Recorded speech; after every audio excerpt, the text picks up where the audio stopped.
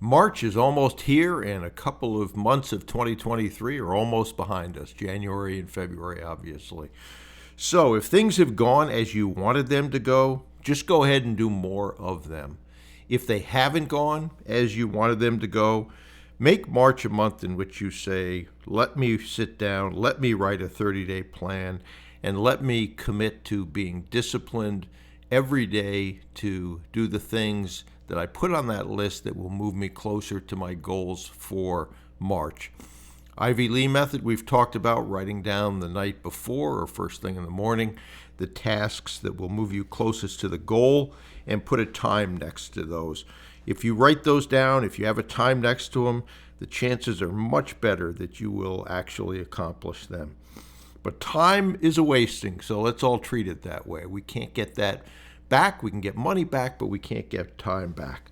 So let me bring you up to speed on a couple of things that I'm seeing with respect to banks. And I want to read you three things that not only I heard, but a mentee heard from banks within this last week. My discussion was with a senior executive in a bank that said, for the last 4 years, our phones have been ringing off the hook with deals, but it isn't happening anymore. Think about that for a second. It's not happening anymore. What does that mean? That means that a bank is just like every other business. They need to sell their product. In their case, it's capital. So will they be looking to mitigate some risk? Yeah, they will. Will they want probably better coverage ratios than they did previously? Probably two, a little more than two. Probably. But do they need to make deals? Absolutely. So if you have good deals and bring them to them, there's a better than not chance that they will have an interest in trying to find a way to make that deal work. In the case I've talked to about, there were no personal guarantees either. The strength of the deal stood on its own. The other two comments came from a mentee, and they were from two different bankers. We have lots of money, and we need to get this stuff gone.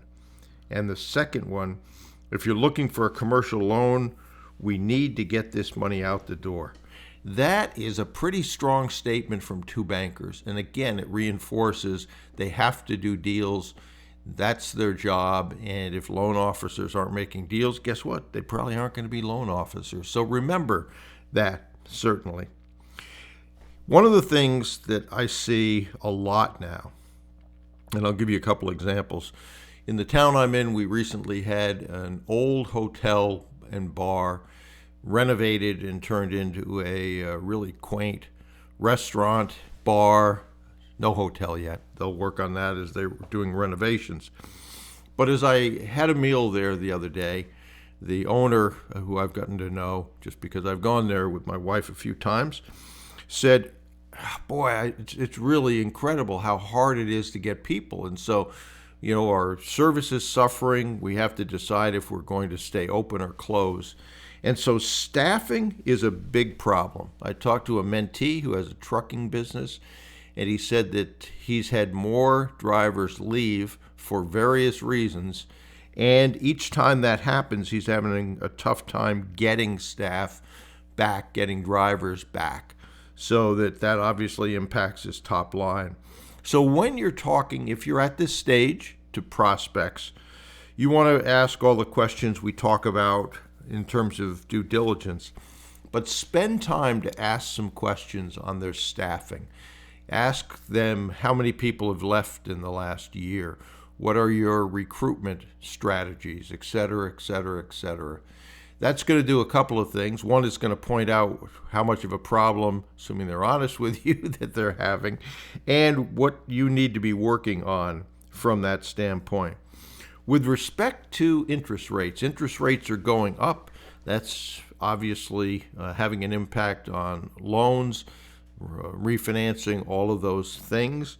But one of the things to know is that as interest rates go up, multiples of businesses will and are going down.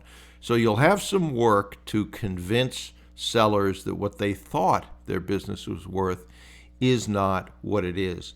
And if interest rates continue to rise as they're predicted to do, then one of the things to hopefully have them see is that the value of their business, they've already seen been impacted by interest rates.